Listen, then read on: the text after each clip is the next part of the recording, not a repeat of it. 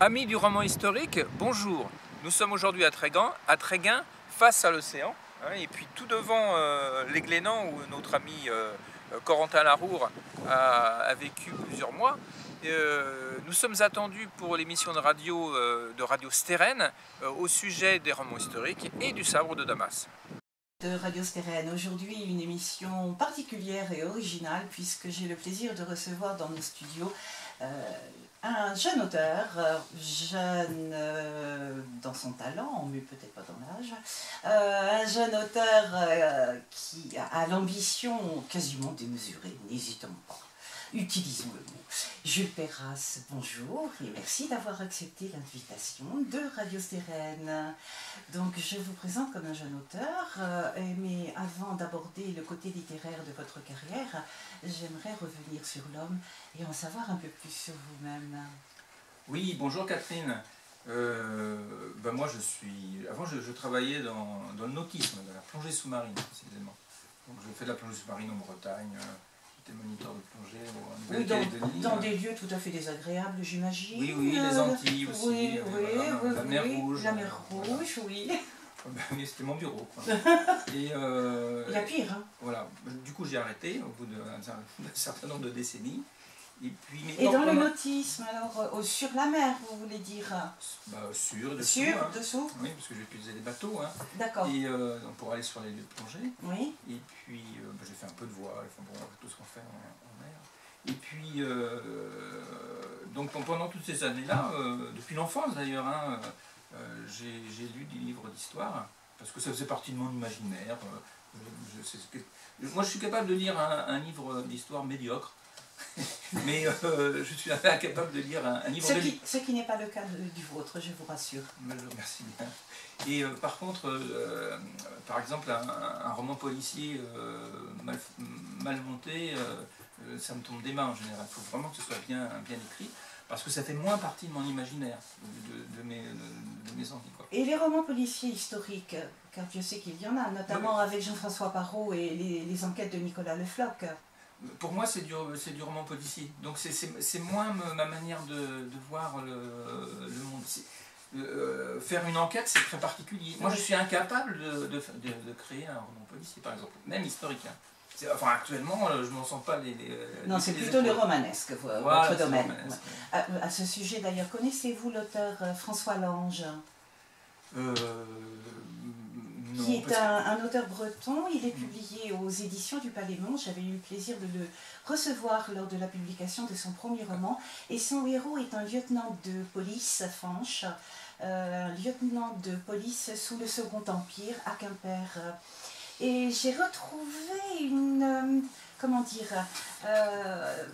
le même enthousiasme que j'éprouve à la lecture de romans historiques, parce que, tout comme vous, François Lange se documente extrêmement, et on en apprend des choses, et ça c'est un vrai bonheur dans la lecture. Oui, François Lange. Merci, vous me le recommandez. Oui, tout à fait, voilà. Je vous le recommande, son dernier opus est remarquable. Ah non, mais quand c'est bien écrit, je vais au bout d'un roman policier.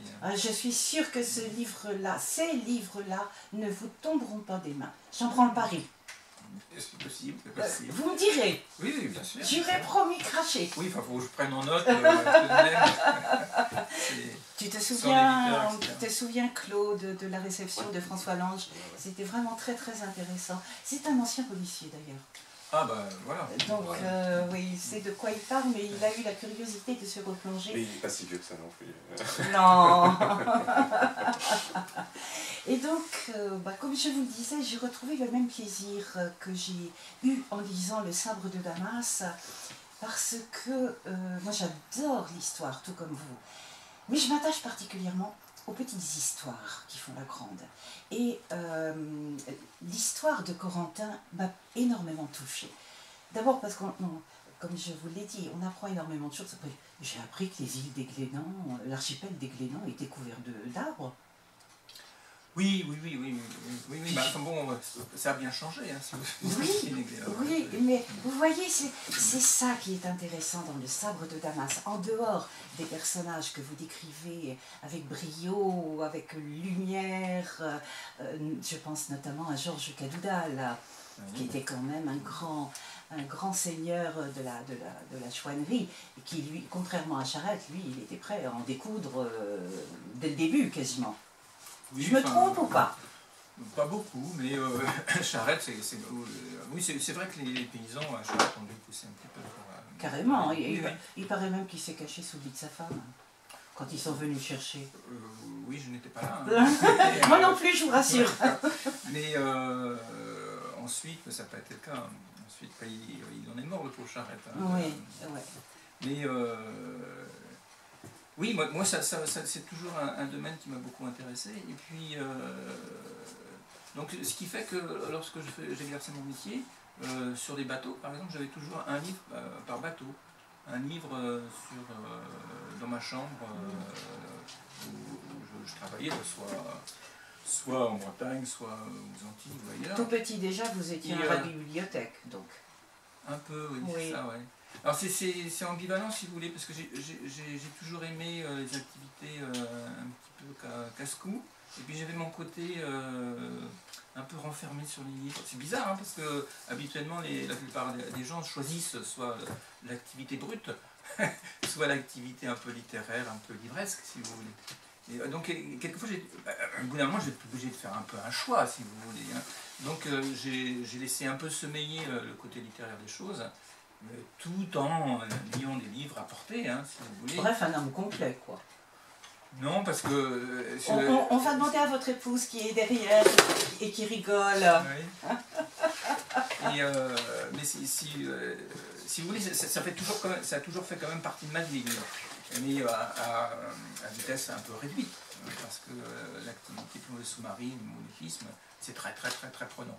Ce qui fait que lorsque j'ai arrêté cette activité, je me suis retrouvé devant un grand vide que j'ai immédiatement comblé en créant une saga, quelque chose d'un peu océanique, quelque chose qui prenne beaucoup de place. Donc c'est pour ça que j'ai créé cette série de sur 8 tomes. Oh, 8 tomes. Donc quelle ambition. Il y en a un qui est édité, oui. Et il y en a un que vous allez lire, parce que je vais l'amener. Merci. Il y en a un troisième que j'ai presque entièrement écrit, les autres sont annotés, donc le chantier est mis en route pour aller au bout, quoi. Oui, mais il a fallu quand même un déclic pour passer à l'écriture. Ou est-ce que cette envie d'écrire était latente? Oui, c'est latent. C'est-à-dire que moi j'ai toujours aimé écrire, si vous voulez faire quelques articles, ah oui, quand mettre les idées par l'écrit, plutôt que dans le récit. Les paroles s'envolent et les écrits restent. Oui, un peu si vous voulez. Et donc... Là, il m'envoie dans les cordes. Hein. Oui, mais un peu, c'est la vérité. C'est une formule consacrée qui existe et qui est bien annotée. Mais si vous voulez, il faut aussi également en avoir le désir. Bien sûr. C'est-à-dire qu'en fait, c'était avoir besoin d'une activité qui... Bah, oui, mais vous auriez pu choisir la pétanque, les dominos, le macramé. C'était un peu petit. Donc j'ai préféré créer une saga de grand format. Autrement, j'aurais pu écrire également si vous voulez, des nouvelles, pourquoi pas. Je m'y mettrai peut-être à un moment, hein. Et là j'avais besoin de remplir quelque chose de grandiose, là. D'épique un peu. D'épique, voilà. tout à fait. C'est un peu épique, hein, comme, oui, tout à fait.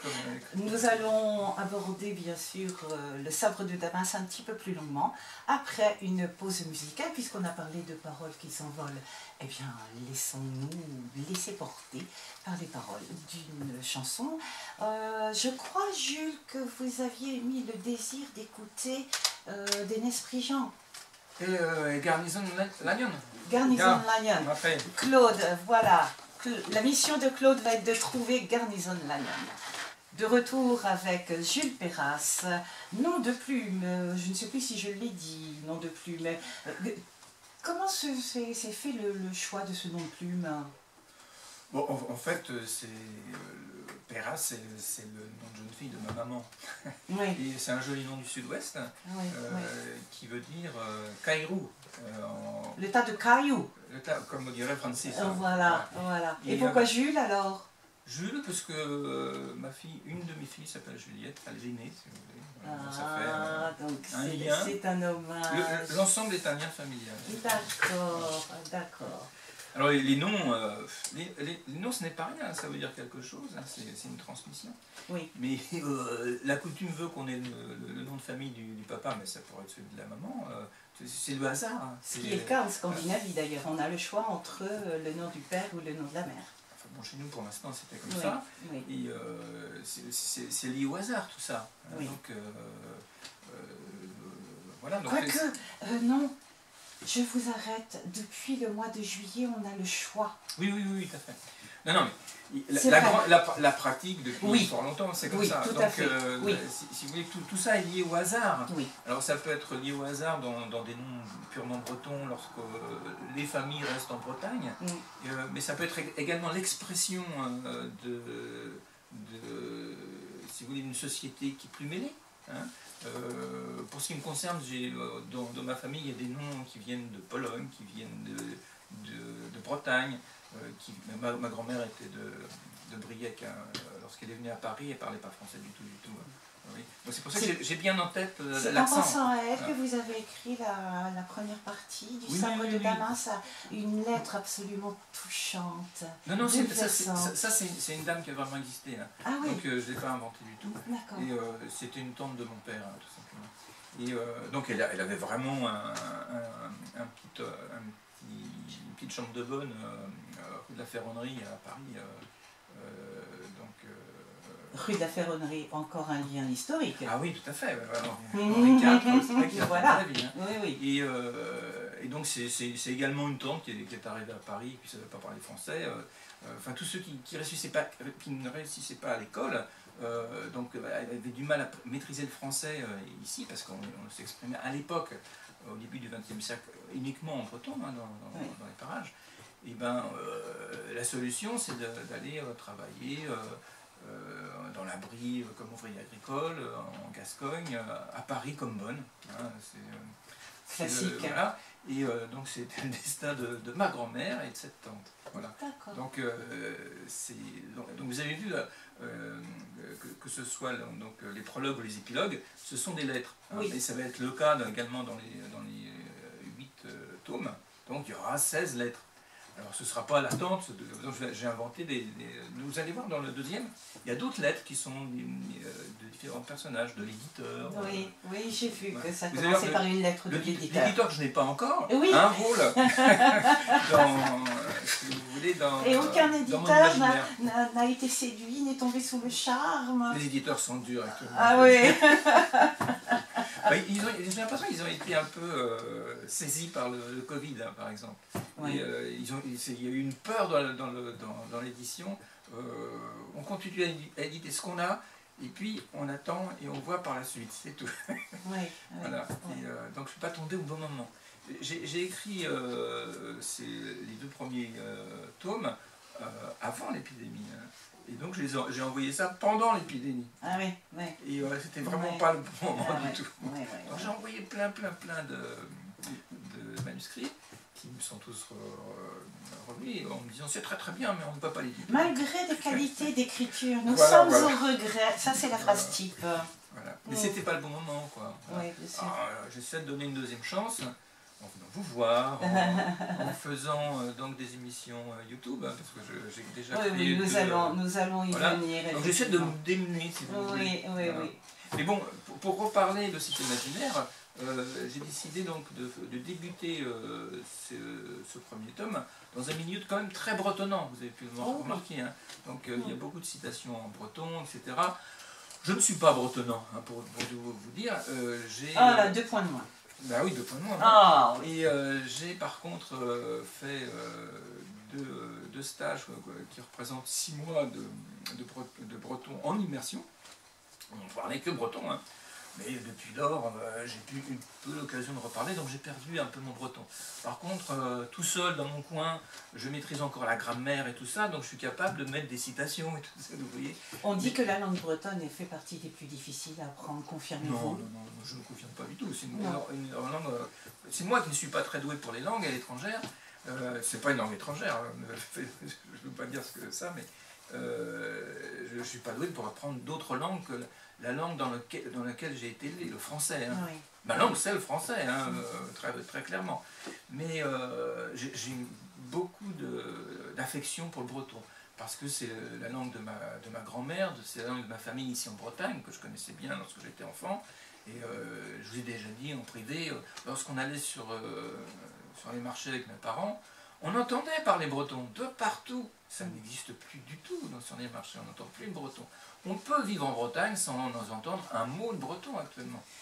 Si, moi ça m'est arrivé d'entendre du breton lorsque deux Bretonnes ne voulaient pas que je comprenne ce dont elles parlaient. Oui, monsieur. Oui. Et ça m'est arrivé il y a encore fort peu de temps. Il y a des gens qui me disent le breton c'est pas beau, voilà. Moi, mais c'est une question de point de vue. Moi je trouve ça charmant, très beau, surtout lorsqu'il y a l'accent tonique au bon endroit, bien placé, etc. Mais les accents, si vous voulez, les accents, il y a plusieurs accents en Bretagne, hein, donc il y a un accent qui est très différent dans le Ventais, et donc avec beaucoup de mots assez différents. On peut les comprendre, hein, mais c'est plus difficile que de comprendre un Léonard par exemple, ou de comprendre un Trégorois pour quelqu'un qui maîtrise l'accent et l'imaginaire en Cornouailles, si à Cornouailles. Hein. Oui, donc les écoles d'Iwan, c'est pas votre truc. Oh si, mais si, parce que sans eux, je pense que autrement la langue va mourir, hein, sans les Diwan, il faut dire Diwan en réalité. Hein.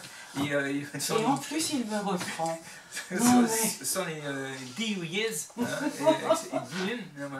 Mais moi qui porte un nom breton, le Kémen, l'hirondelle. Merci d'ailleurs à Jules Perras qui a eu la gentillesse de faire des recherches pour me donner l'interprétation, la signification de ce nom de famille dont je suis très fière. Voilà, donc le début de cette saga commence en Bretagne, c'est un choix personnel parce que je connais bien, je connais un peu, j'ai fait du breton, je ne le maîtrise plus bien, etc. Mais j'ai beaucoup d'affection pour. Et donc je fais commencer cette série en Bretagne, en faisant des citations en breton, en les faisant parler breton, etc. Mais l'idée c'est de faire évoluer un personnage dans cette société de cette époque-là. Ça commence essentiellement pour le premier tome entièrement au XVIIIe siècle, entièrement je crois, presque. 1793, ça commence en 1793. Voilà. C'est né en 1780, hein, voilà. Oui, voilà. Et justement, j'aimerais qu'on revienne sur ce parcours de Kaorintin. Ah oui, dans ce tome-là, ça s'arrête en 1795. Voilà. Quand même, je l'ai lu. Vous l'avez écrit, d'accord? Mais moi, je l'ai lu et je m'en souviens très bien. Et donc, les 8 tomes, en fait, vont raconter la vie de Kaorintin. Oui, mais c'est également l'évolution d'une société elle-même. En fait, c'est l'évolution de la France, hein, avec ses différents terroirs, dont fait partie la Bretagne. Mais tout ne se situe pas en Bretagne du tout. Hein. Ça s'appelle le sabre de Damas. Quel rapport avec la Bretagne entre nous. Oui, voilà. Donc, et pourquoi d'ailleurs ce titre, le sabre de Damas? On comprendra plus tard dans d'autres tomes. On peut même comprendre là. Hein. Y a un petit lien, si vous voulez, avec la légende du début du livre, à la première phrase, enfin, dans les premières phrases du livre, on parle d'un Turc. Voilà. Et croise un Turc, hein, c'est la croix du Turc, c'est le croisement du Turc, hein, à côté du Tipan de Glace, la maison du Pont Bleu. Et là, il y a une légende qui dit que au moment de la mort d'un Turc au Moyen-Âge, on l'a vu là se dresser avec un grand sabre à cet endroit-là. C'est pour ça qu'à cet endroit, à l'Ordudal, il y a un endroit qui s'appelle vraiment Croisant Turc. Hein, vrai. Alors je suis retourné parce que moi j'ai passé une partie de mon enfance à cet endroit-là. Malheureusement, ça a été, il n'y a plus le pont, il reste Tipan de Glace, hein, c'est un lieu privé, ça a des gens pour de vrai. Hein. Mais par contre, le lieu, malheureusement, n'est plus en l'état.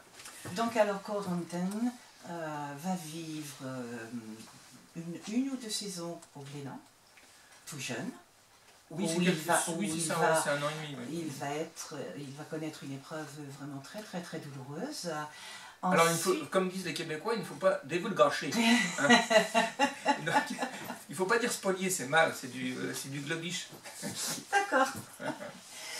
Ensuite, ce jeune homme... Tout à l'heure, vous m'aviez dit ça en franglais. Oh là là, c'est mal ça. Pardon, oula, la vilaine. Et puis nous suivons l'itinéraire de ce jeune homme dans une période de l'histoire que j'aime particulièrement, c'est-à-dire la chouannerie. Oui. La révolte de ce qu'on a appelé les Vendéens. C'est tout un monde qui... Ça n'était pas qu'en Vendée, ça allait jusqu'au sud de la Loire-Atlantique, l'ouest des Deux-Sèvres, c'était toute cette partie. Et on fait un peu plus connaissance avec un personnage haut en couleur, Cadoudal, Georges Cadoudal. Oui, c'est un passage. Oui. Mais c'est assez bien documenté, il y a des livres sur Ah oui, ça, que j'ai là, lus. Hein, je vous vote mes félicitations. Vous devez passer un temps fou en documentation. Alors, c'est des livres que j'ai lus, mais que j'ai été obligé de relire.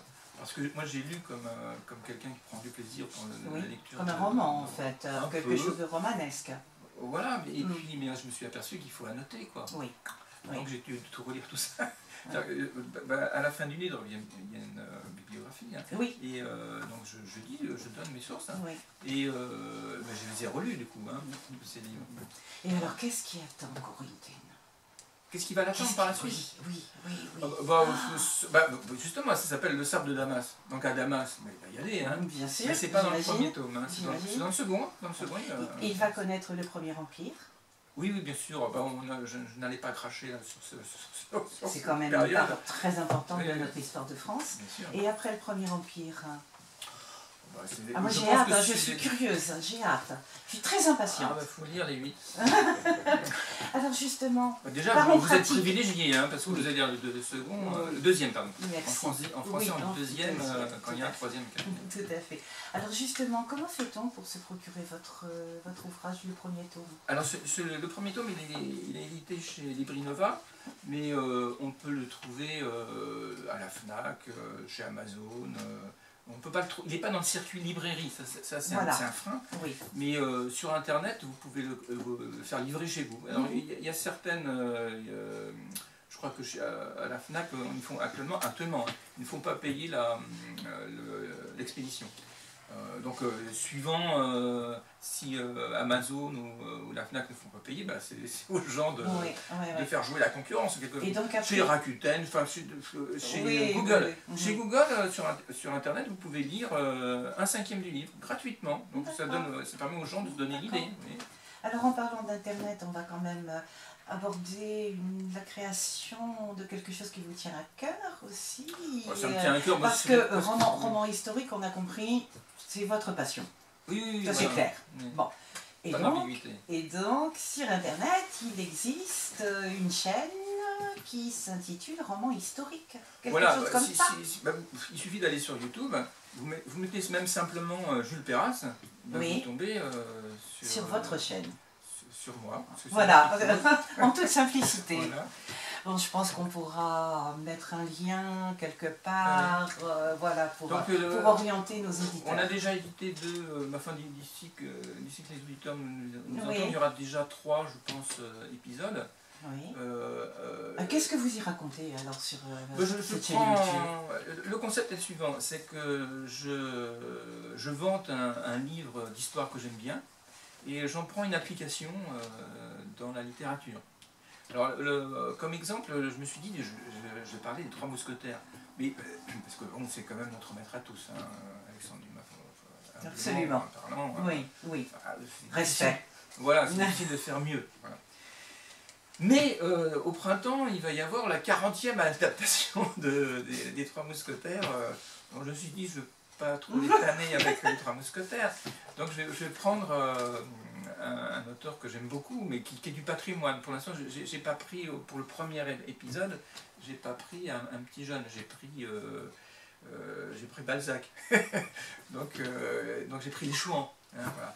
Donc j'ai pris un livre que j'utilise pour Le Sabre de Damas, qui est donc Les Guerres de Vendée de Gabory. C'est un livre qui a été publié, Place aux Jeunes, ça a été publié en 1932. Donc c'est pour ça qu'il y a des gens qui m'ont dit, mais tu parles que de vieillerie. Parler de vieillerie de Balzac, incroyable. Donc, je vante la belle langue de Balzac, hein, et puis également la science de M. Gabory. Alors ça c'était pour le premier épisode. Le deuxième, j'ai pris un ouvrage d'histoire récent, puisqu'il a été publié en 2022. Donc c'est la mort d'un Ottoman. D'un Ottoman. Oui, c'est ça, ouais. Je me souviens plus du titre. Enfin bon, c'est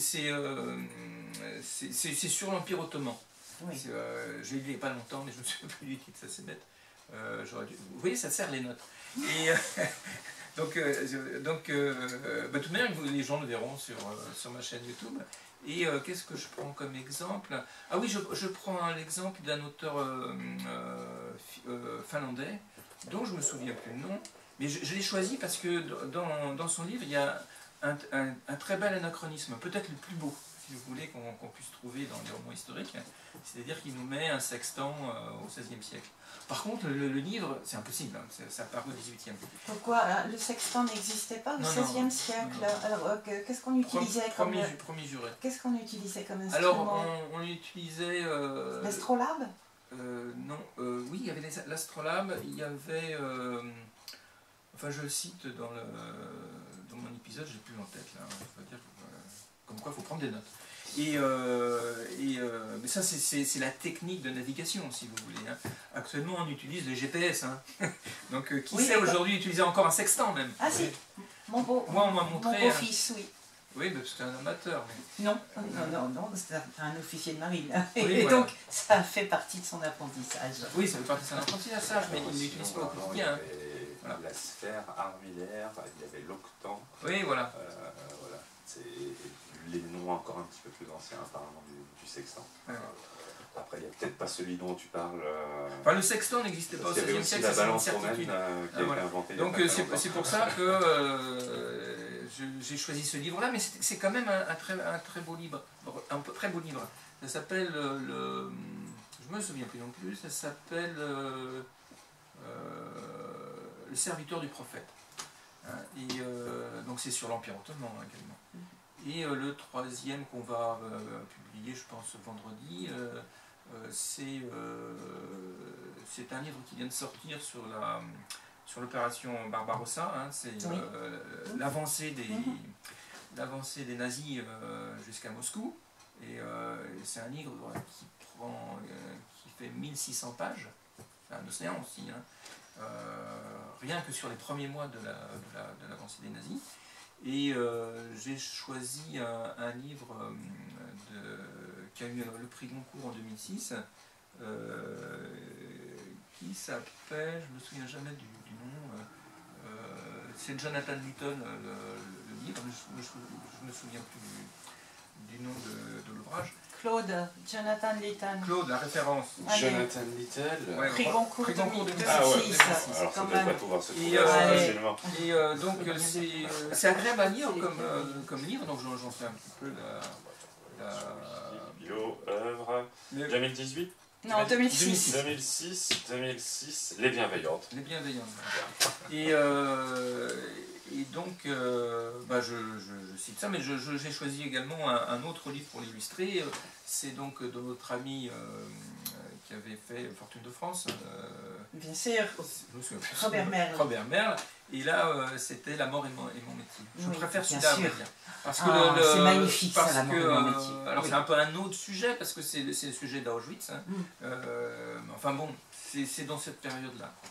Et puis, parce que essentiellement, ce qui me plaît moins dans le livre de Jonathan Litton, c'est le personnage principal, qui est un peu invraisemblable. Hein. C'est un peu Jean Jaurès chez les nazis, quoi.